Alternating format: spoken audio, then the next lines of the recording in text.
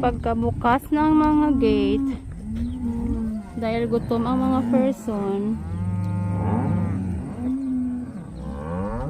labas agad sila.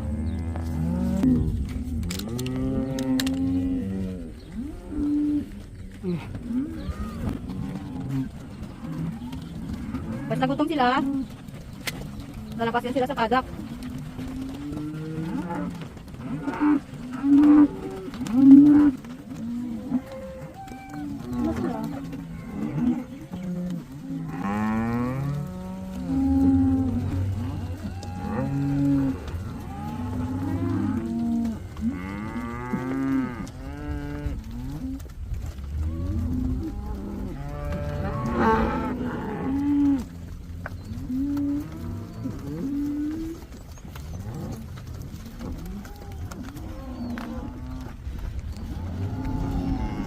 Wala na kasi silang makain dyan sa loob.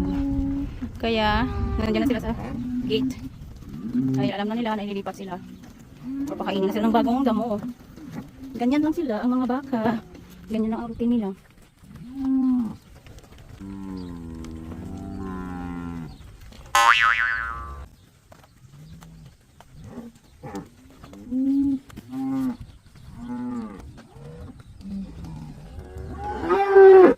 Mag-aawad ba? Ako naman gani. Tapos na. Igo lang na pala. Upat lang. Ang dami ng milkers. Dito na sila.